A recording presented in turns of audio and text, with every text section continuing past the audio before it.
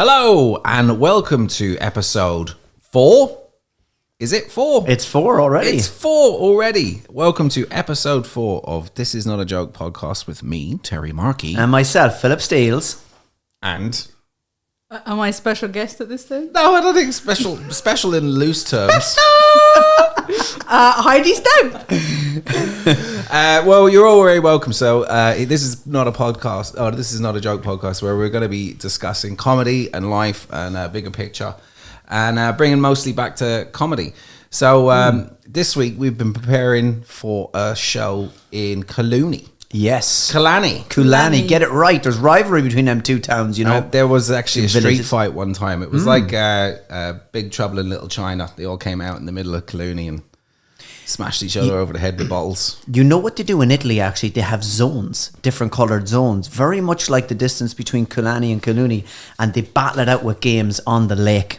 They literally do obstacle courses to be crowned who is the actual zone winner. That's probably like the nature of kind of sport and civil rivalries to stop people from kicking the heads off each other, isn't it? If you can go out and do it in a game of football, then it means you don't have to like... Are we suggesting some sort of like Sligo version of... What to do in Italy? What didn't just look... Yeah, but I was going to suggest the musical where they have the battle between the... I can't remember the name of it. I know West Side Story. That even works because we live in the West. Yeah. See, write that down. Someone write that down. West Side Story set in the west of Ireland. Yeah. Two rival gangs in Clooney and Cawley go at it in a dance-off GAA match. And we can Niall, did you get that? And we can get Jay Stolliper to narrate it because he can't pronounce Yes. either of them. I don't know. They just start doing fart noises. Okay, Jay Starlipper hasn't been mentioned consecutively in 4 episodes. Yeah. And I think we're going to have to leave him out of one of them because the poor guy isn't here to defend himself. No, he deserves it. Americans don't deserve defending. It's simple And you know as what, being that. American, he likes to get involved in everything. Yeah, that he does. Yeah, that he does. Oh wow. So there you go. But as I was bringing it up, Yeah. So Cawley, Cawley, which is kind of a village in Sligo. So I want to talk about that thing. Urban versus rural as regards comedy, because we're in a funny geographical, whatever that word is. Everyone knows what I'm talking about. Demographic. Place, yeah, because we essentially, so we run like, currently we're doing like 4 gigs, right? Isn't it? So Shells and McGlynn's, Lily's and Hooked. Cawley. And Hooked is on the And we've got cards. Hooked coming in next month And as well. possibly an open mic. We've hooked. Wait until Hooked on Sligo comedy. There you go. Ba-dum-bum. I love it. It's like this whole big build up, you know, this is going to be great. And then we all come in and tell a load of dick jokes to like shocked faces. What did we pay for? Yeah. What do you mean? I thought you knew exactly what you were getting. Everybody loves a good blowjob, don't they? But €100, please. and we're now ticketing events. We're getting revenue from them. Yep. Because we've been very, very good in terms of the charitable organisations that we've sponsored. And maybe Heidi, Of course, yeah. you might Well, we name always some of did that. Pitiable Friends used to do it. Every month would be a different charity. And I think it's a good way to generate, because you need to grease the wheels a little bit, to generate some sort of money, and then you've got someone else benefits as well. So I think it's a good thing. And then nobody makes any money. And when you're kind of functioning on those lower levels, it's kind of... I think it's good to be transparent, you know. I measure this like dating. You're going to bring her out the first couple of weeks. It's going to be steaks and bottles of wine. Trial's over then. Daddy got to make money. You know what I mean? Not to Not really. not to Oh, you don't agree with that one? Okay. not to piss on the analogy, and also not to offend any vegans that may be listening. There are other foods available other than steak, but surely Like a leek and if cheese it pie. starts, no, but then you lactose Vegan intolerant cheese, yeah, people vegan can't eat cheese. it. Oh, what was she You know? like? She was like a leek and cheese pie. It was like cheese and onion pie on a Saturday night. You were like that. What, full of fungus? But anyway, not to piss on the analogy, but you said the first date would be all steak and wine. So you got to pay for steak and wine. You do have to pay for steak and wine. Who So is paying for the steak and it'd wine? be the other way good question. round. Take a lady out for dinner. Who pays? I pay. Does it now? If she insisted, if she said, "Hold on a second, we're splitting this bill. If she insists more than, the rule with me is more than 3 times, I will let her, because it takes it awkward. If she insists 3 times, like, but they have to be hard, like, no, I really want it, no, please. She's not like, The truth is, if a woman's not into you, she'll be trying harder to pay. Really? I think so. That's true. Is that the same in the lesbian She world? doesn't want to have if you. a woman's not into you, she'll try and pay. If a woman, so if we, She doesn't want to feel the need to have to owe you something, Ah. so she will try and just pay to cut ties and move on. What would you know? No, we like. no. I'm asking the question. It's a follow-up question. Oh, there's a follow-up song. Well, no, that's the follow. Is it the same principle in the lesbian world? So if you go out for dinner with a it's lady, really hard. does it even come up, or do you both kind of go like, you both look at each other and go like, there's nothing to come up. It doesn't. It's not how. There's nothing, you know. Listen, I have loads of lesbian friends, and they all come up all the time. That's why I love going to their parties. But you haven't brought me to any of these fucking parties. God almighty, how many months have you known me now? And it's like, I don't know any other lesbians. I don't know. And you just, you crawl back to the vag hole of, Sodom and Gomorrah out in Kulani. And it's like, yeah, I know where all the lesbians are. So who pays? So you go out for a dinner with a lovely lady. You have a lovely evening. Split it. Split her or split the bill. I never get the opportunity to split them, so I wouldn't fucking know about that. All I get is you go to dinner and it's like, here's the bill. No, I'm paying my half a pie. See, when you're married, it's like, for sure it's me. I really resent it. I resent it so much. It's like, I'm not paying. I'm like, what do you mean you're not paying? But doesn't that come down to the whole like caveman provider thing? Come on, surely we've moved past this. No. Look, it's gentlemanly. It's gentlemanly to pay, to offer to pay anyway, and it's not a bad thing, as long as you're not an idiot about it. But I mean, if you're on the date and somebody, yeah, that caveat. What is being an idiot? We missed that now. As long as you're not being an idiot about it. So what does that mean? Oh, that's if you were going on 2 to 3 different dates a week and constantly paying. That's being an idiot. That would, for your financially, that's being an idiot. That's when you play the feminist card, when you're like, yeah, you pull out the equal card, then equality comes out. Then, yeah, I want to treat you as an equal. Pay the fucking bill, yeah. That's horrendous. That is absolutely horrendous. You animal. You monster. You're a monster. Taught by the best. I had many van journeys with Terry Markey, and he's been teaching me all these dating techniques. That's it. We should bring back beeping at women. Riding with Terry. There's the next podcast. That is Riding with Terry. So we were saying about the Killarney gig. Yeah, we were. Yeah. So urban versus rural, right? So like we kind of look with envy at Dublin comedians or Dublin-based comedians, like, oh, they've got access to all the gigs and they've got this and they've got that. I wonder, is there an advantage to being a rural comedian? Like, we have to be quite industrialist. We have to be kind of like little entrepreneurial heads, right? Now, the geography kills us, but we don't seem to have a problem with attracting comedians, good quality comedians, like people who are on our level. People that like, so our level, I suppose, is like higher amateur or whatever, really. We're not making a living out of it, but we generate some kind of money. We do a gig a couple of times a week. We all take it pretty seriously. So we can get pretty good comedians to travel to come to our gigs. Yep.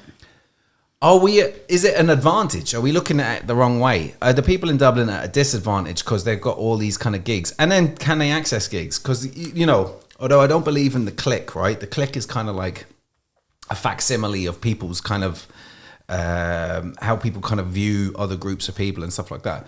But a club will want someone who's going to sell tickets, and they want someone who's going to turn up and do a good job.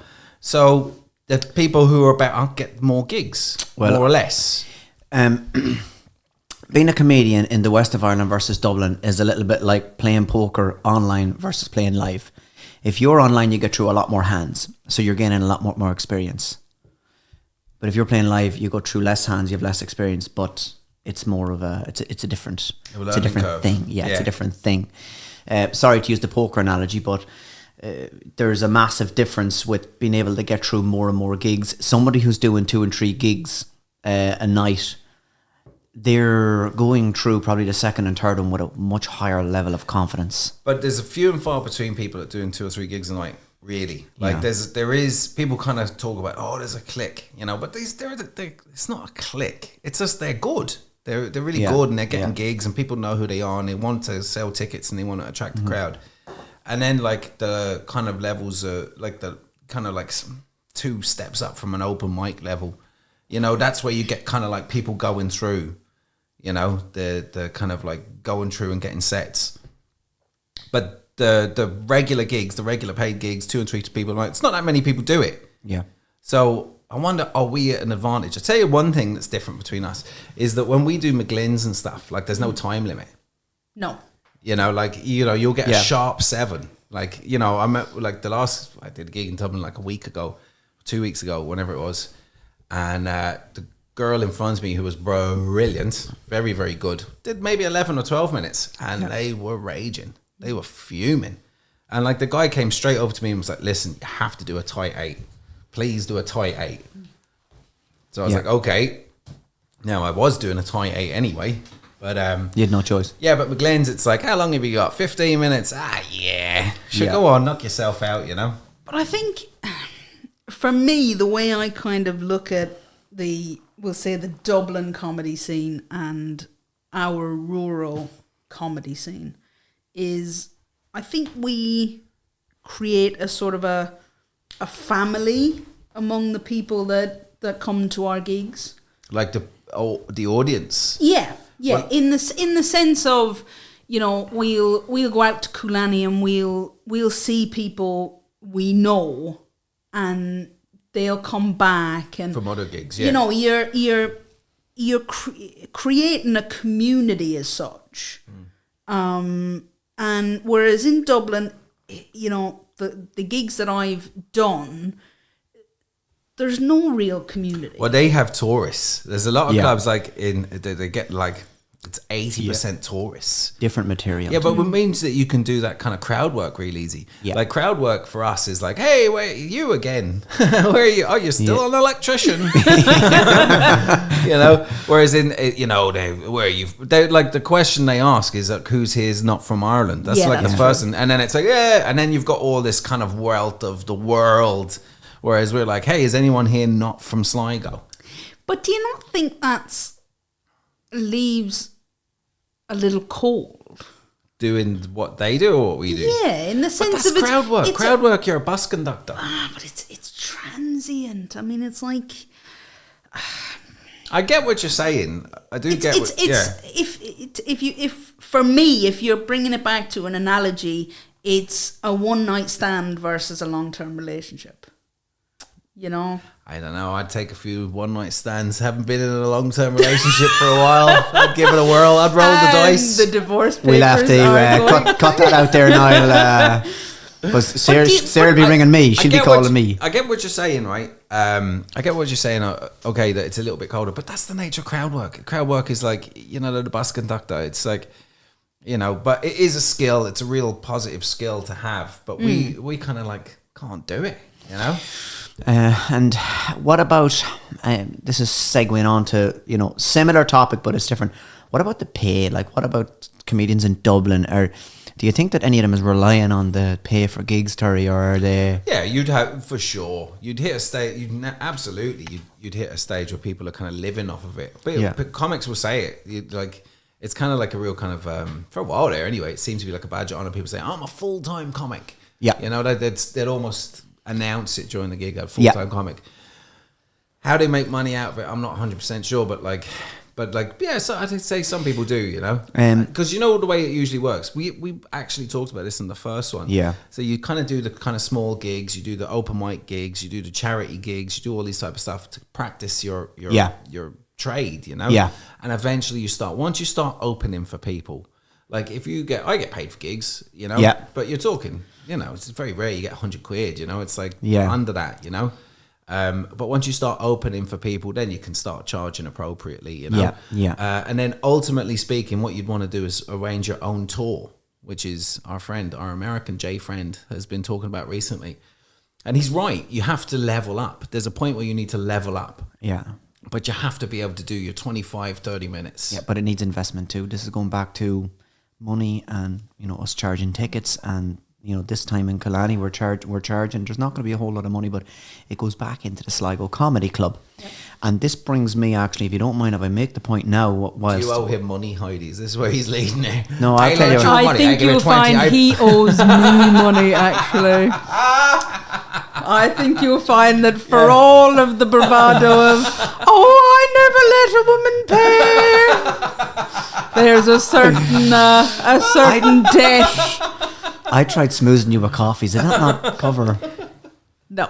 Okay. Not an Americano, all right? You know how many Americanos it would take for you to pay your debt? There was me thinking my time sufficed, but obviously not. I didn't get enough of that, dear. My friendship. No. In my arse.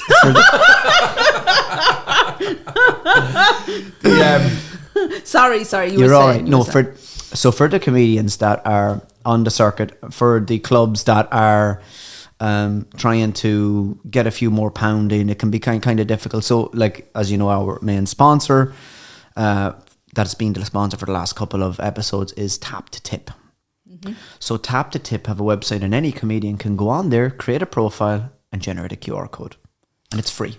So you could get the crowd kind of like like an honesty bucket, but like a digital honesty bucket. So how it would work is, and I'll put a link in the video, or I'll try and put a link underneath one of the videos here at the end or whatever. But basically, how it works is that they'll create a QR code, and the QR code, when someone scans it, can be on a poster. So if there's a poster, or like we have the Sligo Comedy Club poster, if we put the QR code on that, you could say scan to leave a tip.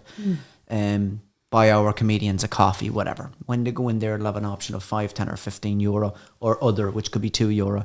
That allows people to subtly give a few pounds without dropping it into a box, because people don't carry as much cash anymore. So they can scan the QR code. Up will come either the profile of the group, like Sligo Comedy Club, or up will come the person, and they can pay. So that's just to, I suppose, mention the sponsor that we have, and it's a good way. Actually, that you mentioned the comedians, and we were talking about money there. I think if you give people an option, they will always want to donate something. But if you don't give them any option, if you don't put a bucket there, if you don't put a QR code, they come in and out.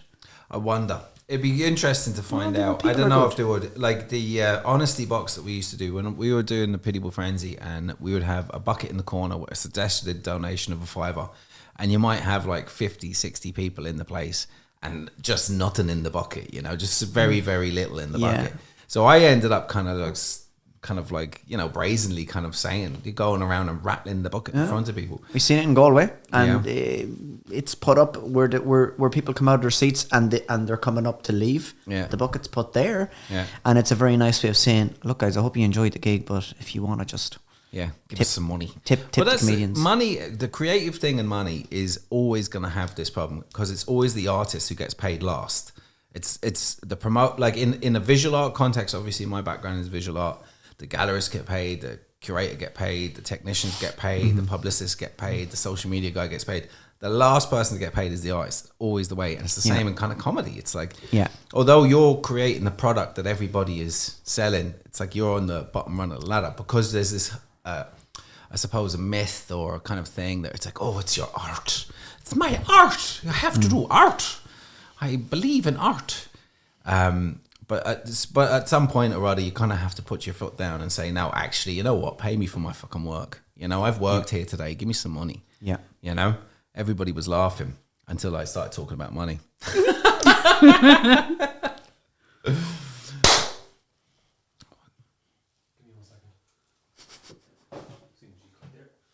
that a call? No, I didn't. I was just practicing it. I was told it. So, if you want to, you know, measure a part of the podcast that you want to have it easily identified, you do a clap. I just wanted to practice it.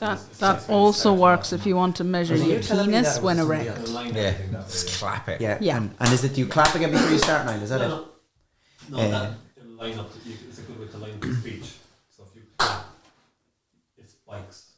Yeah. That way the audio. So I was told to do that throughout the podcast.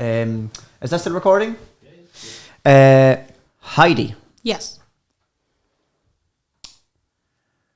Tell us a little bit about your dreams. I mean, about my dream. Do you know what? I don't know what it was. I flew in from the UK yesterday because, you know, I'm a big showbiz person. International jet set. That's the word. Who That's flies the around. word. Yes. Ryanair. God bless Ryanair. God bless them. Seriously, it's great. I love Ryanair. I can get a bird over and back from Bergamo for 70 return, but if I take one out here, it costs 150. Thanks be to God for Michael O'Leary. I'm only joking.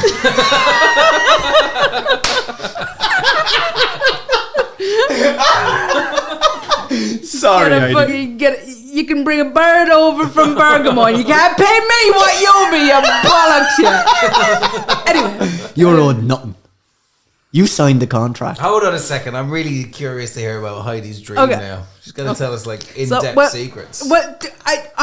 I wonder whether anyone, like, whether you guys have ever had like weird dreams. Yeah, loads of weird dreams, yeah. Okay. But this one was really weird. So, somehow I was in a room with this woman who looked kind of like Pamela Anderson. Okay, I think I've had the same dream. Go on. And she invited me to come Hey. to come on a porn set. Nice. Okay, it was you know what? It was working out very nicely, I'm telling you. Realistic too, in a way. Exactly. So, you know, being the randy lesbian that I am, I of course said yes, Pamela. It's the polite thing to do. You know, I mean, you never refuse a woman. No. As Never. knows, you never refuse a woman. Never. No way. So- Unless you want you to pay. Yeah, or, you know, if they ask 3 times. Yeah. But anyway, so I'm following Pamela Anderson, and she opens the room door, and I walk in, and I don't know whether you guys have seen that episode of Friends where Ross goes over to the woman's apartment to have sex, and it's an absolute fucking mess.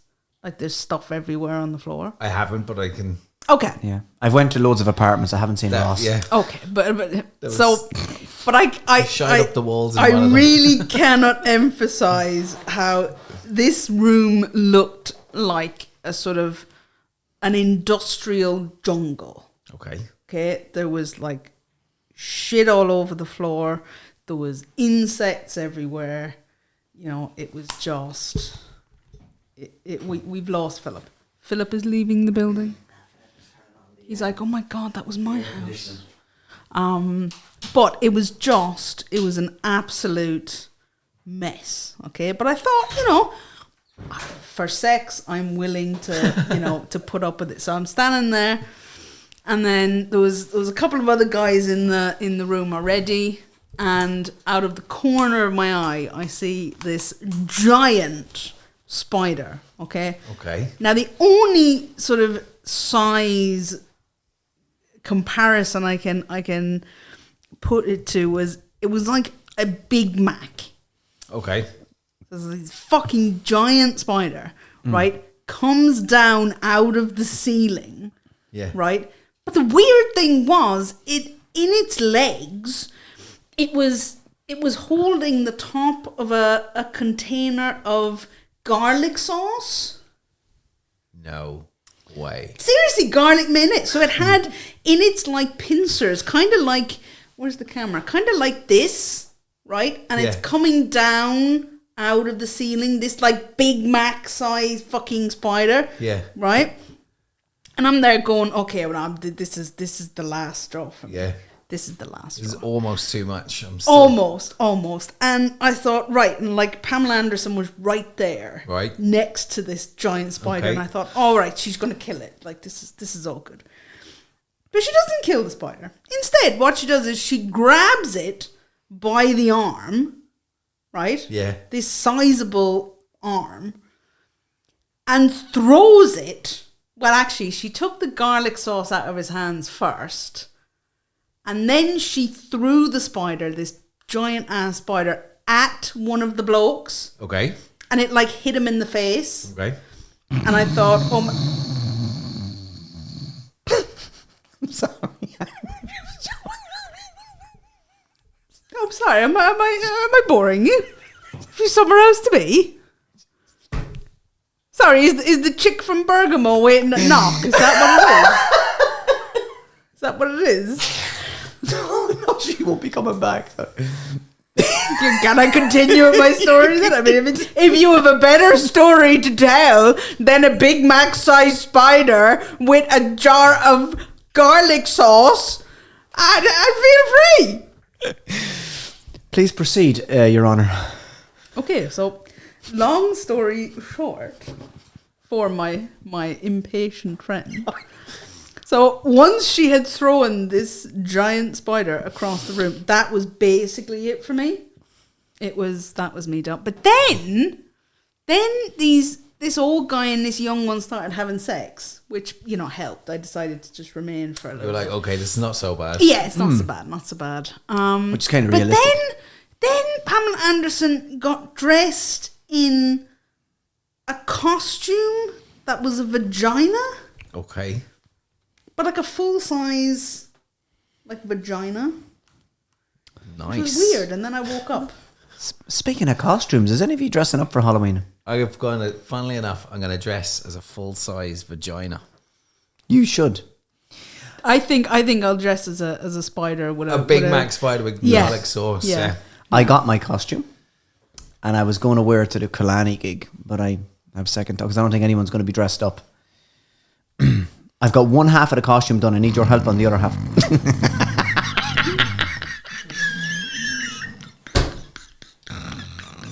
Oh, sorry, Phil. What was that you were saying? Halloween, is it? Yeah. Take that. Dressing up as Ali. He's dressing up as Ali G again. Dressing up as Herbert. Come on back here now. I fucking love Halloween. It's the only thing I got out of art college, apart from my colouring in degree, was like a over fascination with Halloween. I used to deck out the whole front of the house. I think I'm going to do it again this year. Really? Yeah, totally. Yeah, I was thinking of doing like a Castle Grayskull thing. You know? Okay. I'm building like a giant skull out of cardboard and foam. No. Spraying it black. Yeah, and have the little kids have to walk in through it. Deadly. To get the sweets, and then not give them sweets. Yeah. That'd be fantastic. And now, there was one year that all the neighbourhood's children, we were out going trick-or-treating, and the other mums were like, there's a house around there that's very scary. It's just better. So it was our house. I was like, yes, this is totally worth a degree and masters in visual art. It's amazing. There's a friend of mine, and he gets like a curtain and drops it down in front of the sitting room window, and he puts a projector. Cool. Yeah. Deadly. You can see just a random just ghost coming up, going across the thing. But he's big into it now. Love the old Halloween. So I've got one half of my costume done. I need your help with the other half. Go on. What is it? I've ordered a red skin suit. It's Kim. Okay. So it just zips up and it's red. I need you. So I'm dressing up as a red flag. Okay. And I need help make the flag. So that's going to be the triangular part that comes out. Well, that's not hard. Out of cardboard or something. It's got to be kind of stiff. It's got to be. It can't just flop down. You know what I mean? Yeah. No. Not about you's going to flop down, right? I don't know about that. Clearly, he has inferred that his mast is not big enough. So if we were to kind of psychoanalyze this, he's trying to his mast doesn't stand to attention high enough. Listen, so he's got erectile dysfunction. Terry got me back already, so I don't know. We can leave it at that. We're even now, right? Oh, we're certainly not even, Philip. We're no way even. I will happily do that. No problem. Building a flag, that's not too hard. Just maybe from the hip to the head. Yeah. I can do that for you. I'm your man. From the hip to the head. Jesus, you don't want fucking much, do you? I want from the hip to my head. I want my flag. You started this, Bill. This is your fault. You did this. We could have just had a nice chat. I love Heidi. She knows that. So. Oh, I love you too. Oh, jeez. Okay. Sorry, I love you too, Terry. No, actually, speaking of which, I segue. I was, as we all know, on my holidays last week, and I brought you back presents. Oh my God! For me, Governor, for me. The grand reveal. I wouldn't get too excited, but you know how as a lesbian I like to give two fingers. Yes. sadly, I like to receive 2 fingers as well, but that happens very rarely. So there are twirls for everyone in the audience, including Niall. Yes, there we go. great. Thank you. And there is also Unbelievable. there is also so. So where did you go on your holidays? Like down the town? Before you answer, Back my twirl. Surely you're meant to get like something saying, where did you go? Brighton or where did you go? I went to Luton. You went to Luton. Now, Surely unless it's I want to bring you back industrial herpes, I decided to bring you back a twirl instead. and let me just mention the word twirl, just to educate our watchers, people viewing. Twirl is part of one of the most common towny sayings that we have in Sligo, which is stand up, take a twirl, and come around to yourself. I have literally never heard I've that. never heard anyone say that before. Go fuck yourselves. I have never done that. Go fuck. But I also, You're supposed to go along with that. I I think you made that also up. brought you. God Almighty! It doesn't take him long to get a finger in His the mouth. mouth, yeah, does he's it? just basically in hell. He didn't Fucking even hell. chew it. He's like, do you ever see that video of the seagull Do you know what? eating a hot Actually, dog? hang on, hang on a minute. I want to see when you've swallowed that. I would like to see if you can fit a full twirl in your mouth in one go. Absolutely. Okay. Get the garlic sauce Can out. it bend when it's in there? No, straight down. That's not going to happen. Why not? I'd like to see you try. Yeah. Because I don't frequent the George. Like, what? Why? How would it happen? Try. Anyway, I have another Another one. another present for you. But wait, there's more. Wait, there's more. Why would you have normal water when you can have on spat on water?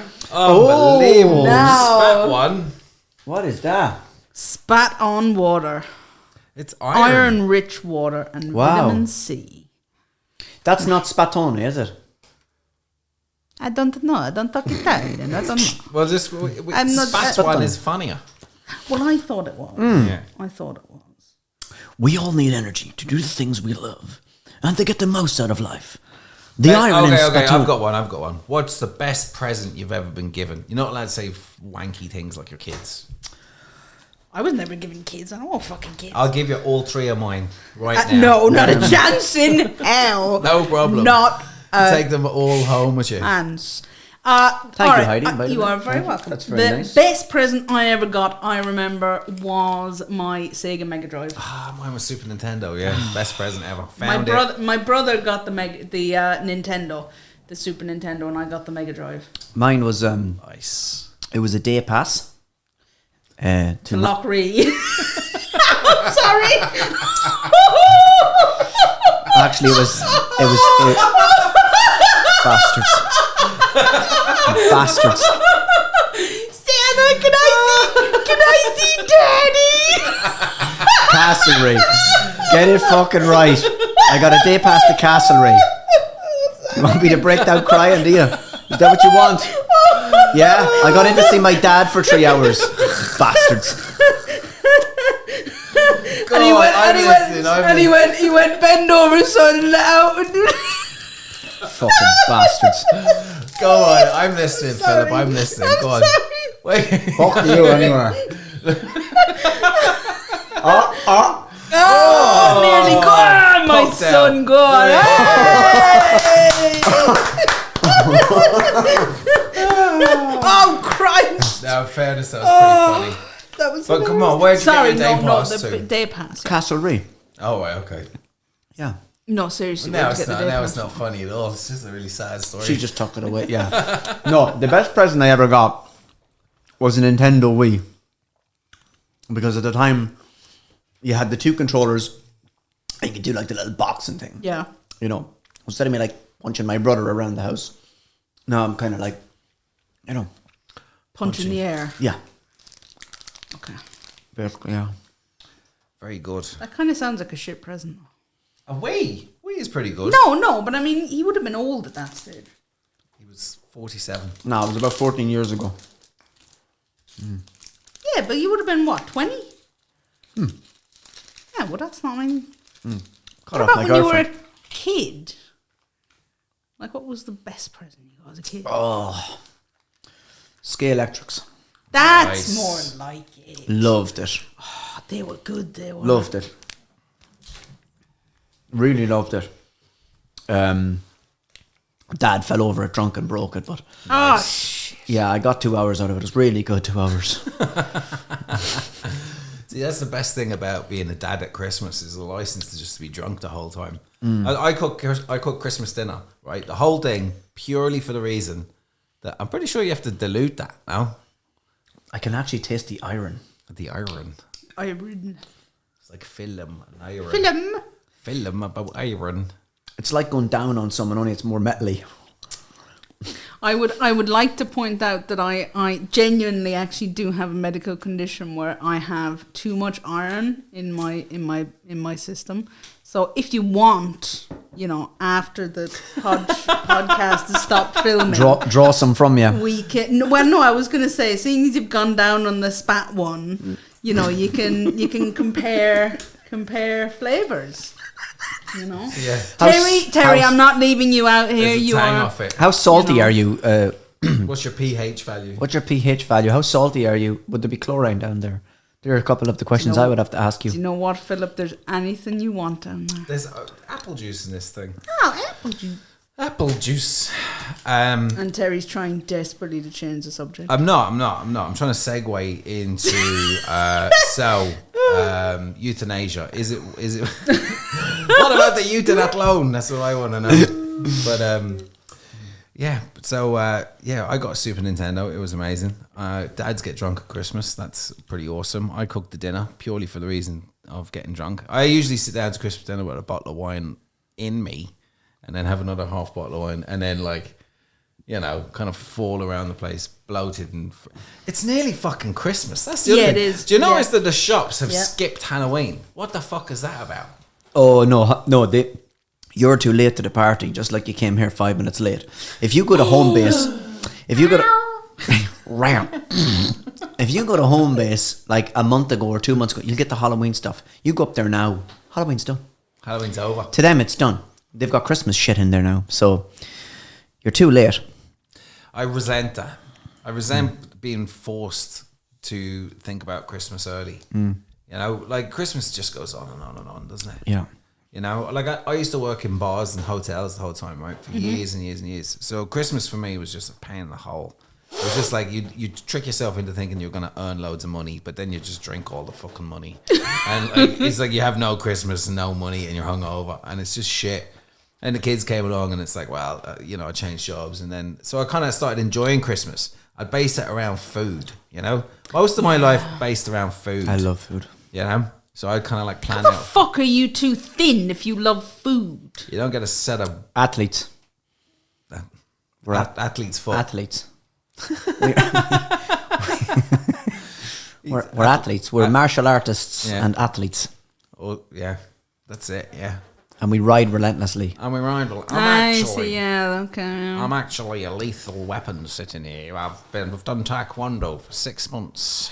So Really? no. Yeah, but I resent it. But what's your favourite thing about Christmas, Phil? My favourite thing about Christmas is, so during the day, after cooking the dinner and eating it, it's the nap. It's when my family asks me, what do you want for Christmas? I say, Leave me the fuck alone. leave me alone after the dinner, because I cook the dinner most times. You cook the I dinner? cook dinner. Yeah, me and Lulu, or else me. Do you cook like a turkey? The whole lot, yeah. Wow. Yeah, I do the lot, yeah. He cooks a lot. They get. I'll ask chicken my balls, curry sauce. Yeah. I'll ask my sister maybe 3 to in do the 1. desserts, but I cook. But all I want afterwards is to nap, and I don't want anyone around me. That is golden rule. Leave me alone. Yeah, don't want no smelly kids. Don't want nobody annoying me. Just lie on the floor in front of the telly. yeah, leave me alone. And I'm not even a big drinker on Christmas. I just like to be left alone. I love drinking. Love drinking. It's shit the way that drinking is bad for you. And I love smoking as well. I love to smoke. Love smoking, man. Love everything about it. There's Bad for you. It's if you have anyone in your family, like if you're having a Christmas dinner, and then there's always one in the family that's going to kick off But you can't enjoy the drink the same. So if you've Yeah, got a yeah, family fair member enough. that if they're going to drink, they're going to ruin it. You can't. See, now in my You house, can't drink. I'm the one who's going to kick off and I'm going to ruin it. So it's great. I have a fucking rare old time. Like, oh, every time. There we go. So, yeah, about that. So, Yeah. So yeah. What about you, Heidi? What's your? Have you a Christmas person or you a holiday person? Oh, I detest Christmas. Yeah. Absolutely detest. I don't even put up a Christmas tree. No tree, no lights, no nothing. We should do like what's that fucking thing? we have to do a teenage Christmas dinner anyway. Yeah, we definitely will. We will do a teenage Christmas dinner, but we should do like a Christmas Carol for Heidi. We should Sorry. When you said teenage, I was like, are they trying to say teenage? I was like, No, this is not a joke. Oh no, I get it now, but Like I sort of I got weird Well, Leonardo DiCaprio. You got a kind of vibes. like an Epstein thing going Yeah, on. Right yeah, now. pretty much. Like No, you were gonna. No, we're not No, pedophiles. it's a actually. panache. It's a panache way of abbreviating our name of our pockets. Teenage. Teenage. Okay. Teenage. Yeah. Okay. Yeah, I mean, I'm absolutely down with that. We'll do a Christmas Carol, and we'll teach you the spirit of Christmas. With drink and smoking. Was- I'm down with that. That's Yeah. totally fine. We'll just like hit the bong and just like Yeah, we'll yeah, watch Christmas Carol on telly. I'm absolutely down. Do you know what? Speaking of Christmas, right? And no word of a lie. On what day is today? Today is Wednesday. On Sunday, I watched Die Hard for the very first time. Oh man, For the what first time, for the first time ever. what a ever. great subject, man. Thanks be to God. We've finally got something we can talk I about. was there. Yes. Oh no! Did you say Braveheart or Die Hard? How the fuck did he confuse? I don't Did you know. say Die Hard? You like Braveheart? Braveheart's brilliant. Ah, come on. Oh, now. stop, Okay, guys. well, no, wait now. What's wrong with you? Braveheart is a fantastic film. Braveheart is a good movie to watch once. No! Oh, no. No, man. You're fucking kidding me. You don't watch that. Everybody. I've seen it at least, sorry for dropping, about 10 times. At least. Niall, how many people from the town claimed that their fathers or uncles were in Braveheart? Well over half. My dad was in Braveheart. My dad was running down the hill. I think half the town claimed that their dads was in it. You know, they were in the pub. Yeah. But whatever stories they were telling the kids. Oh, no, it is a great film. It's okay. You know, it's overrated. when he's there at the very end and Freedom! the cloth falls out of his hand and you're like, Oh, Mel Gibson's a legend. it's great. Well, yeah, but then he went a bit off the rails. If he stopped at Braveheart, it would have been fine. But then that's no fun then, you know? You kind of, it's like scars on your face. Gives you character. It's not pleasant, but gives you a story, doesn't it? That's true. You know? That's true. But no, it wasn't Braveheart anyway. It was fucking Die Die Hard. Hard. The Hard. Christmas Yeah, movie. Yeah. And it is actually a Christmas movie because I used to think, I used to Totally a Christmas see. movie. Yeah, and Gremlins, another Christmas movie. What was Batman Begins, another Christmas movie. What was the slogan for Die Hard? What was it he used to say? What, yippee-yi? Yippee-ki-yay, motherfucker! Yippee-ki-yay, motherfucker. That was the one. Yeah. Love it. Love it. And do Terry's that in the going, southern... That's not how he said it. Well, I've got a tattoo of it, actually. I'm just, I don't really know. I fucking don't. You're joking me. Do you have any tattoos? No, I'm not. I couldn't commit to a tattoo. I'd like one. I'd like a tattoo, but like I just couldn't commit to one. Do you have any, Philip? I don't... Not yet, no. I Would have... you get any? Yeah, I'm going to get one, in the next 3 months. What are you going to get? I'm going to get an American eagle, bald eagle, on the chest. Fuck off. Yeah, and it signifies soaring above all the nonsense.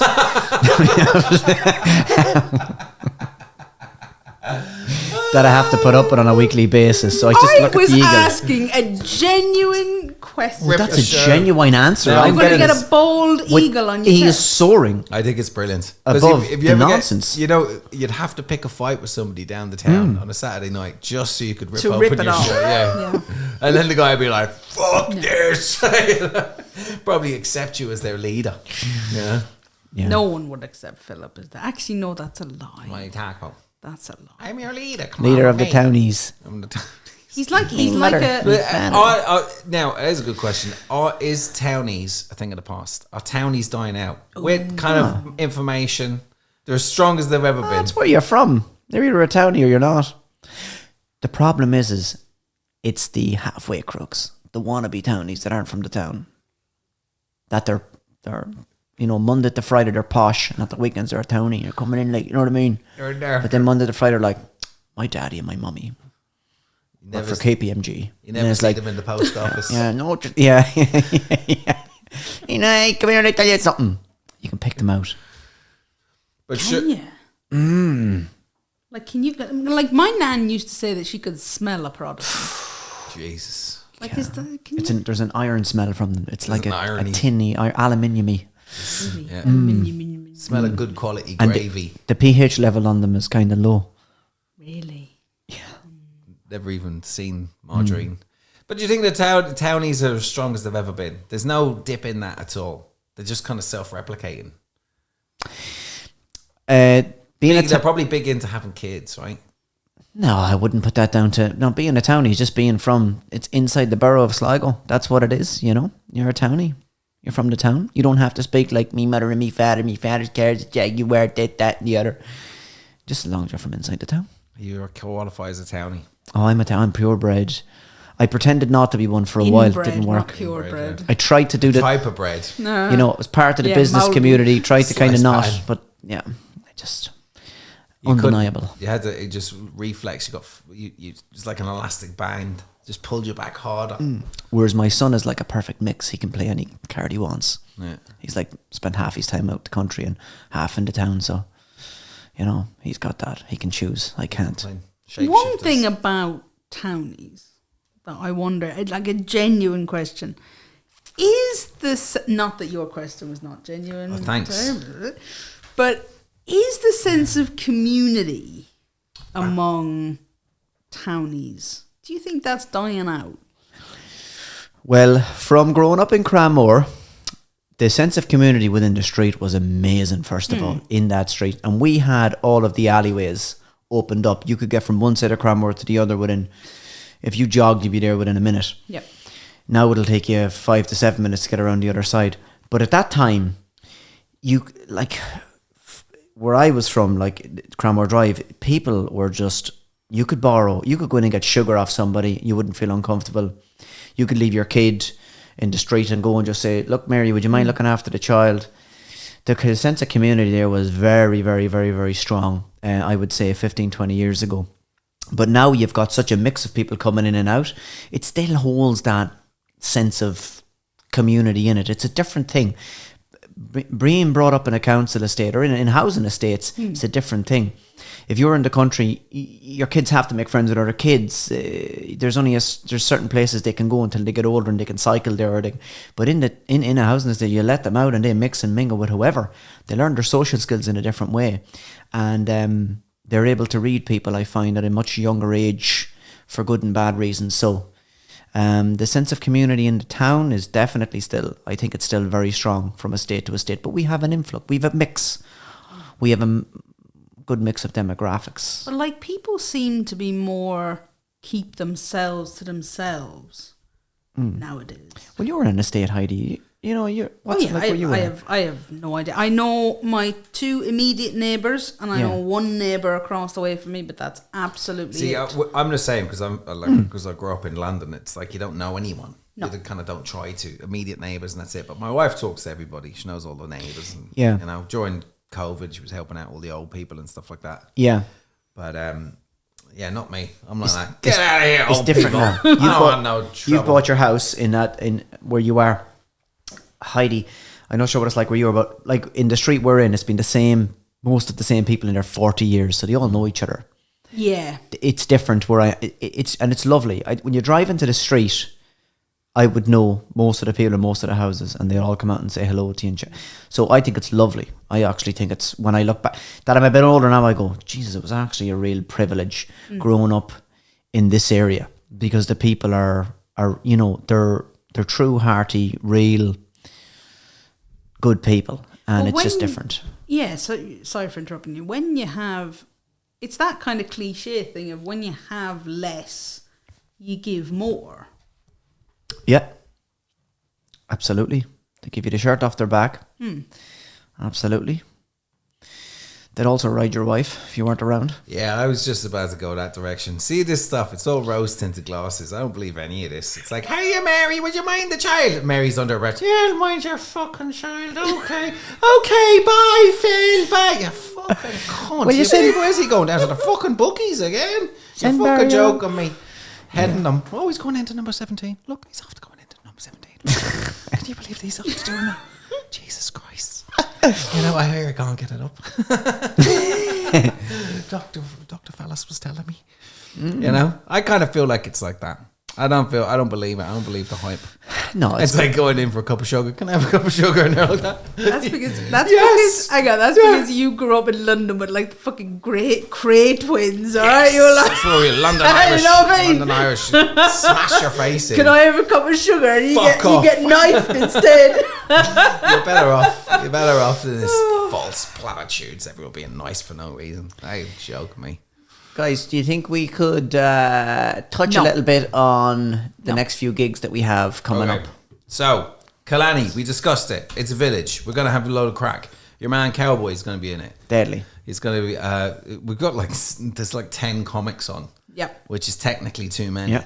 10 comics for a tenner. 10 comics for a tenner is outrageous. It almost makes us look desperate, you know? We have a young budding photographer coming as well called Kieran Kennedy. Fair play to Kieran Kennedy is coming along. He's going to do some of the photographs and the video. And when Shells, we have. You don't know. Can we try that again? Yeah. Ask the question again, Terry. So, for the first time ever, Heidi, so when is the gig in Shells that you've organised? So, we have, along with Coolani, which is this Friday, on the 24th of November, we have a gig out in Shells Cafe out in Strand Hill. Ah, nice. So, that is, and I'm thinking it may be Christmas themed. Oh, no way. Yeah. That you hate. Maybe that's the opportunity for us to do our Christmas carol. Yes. I think I'm going to take it. Jay can be Tiny Tim. No, I was going to make a disparaging comment, but I think we've been hard enough on Jay so far. What? No, he deserves way more than that. But yeah, I think it's going to be Christmas themed. But yeah, it is on the 24th of November out in Shells at 8:00. Oh, very good. Brilliant. And we have McGlynn's coming up as well. Oh, 8th of November. On the 8th and of then November. you're opening for Deirdre O'Kane. Yes, on the 4th of November. I think we should do a gig before that. We should do like a pre-gig gig. Like just for us, even. Just in McGlynn's. Sort of like pre-cum. Pre-cum, yeah. Yeah. I don't believe in pre-cum. I come in pints. Just constantly. Just drop a load. Can't help myself. Whether I mean to or not, you know. Lovely. Yep. Sorry, fucking hell. Place is wrecked. It was a bit soon.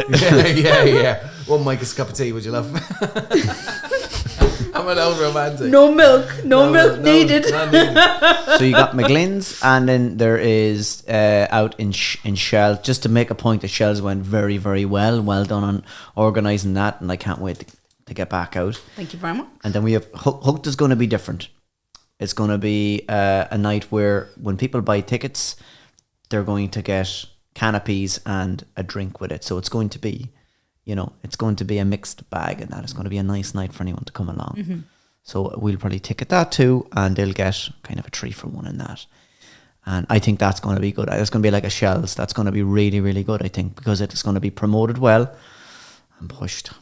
Very good. Okay. But that's what it's also, and I think that's the bringing it back to what we started with the Dublin Sligo kind of which is better.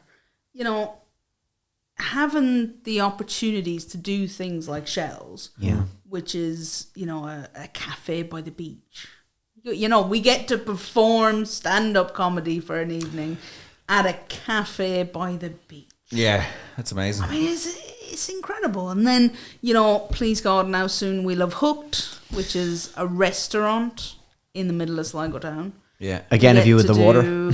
Yeah, but we get to do, it's opportunities like that, I think, that make Sligo, yes, we're screwed in terms of, well, we're so far away from Dublin, and we're so far away from Cork, and Galway is pretty far away as well, and Belfast, or and everywhere Belfast. where the gigs are. But we can make our own gigs. Yeah. And you've no choice. Yeah.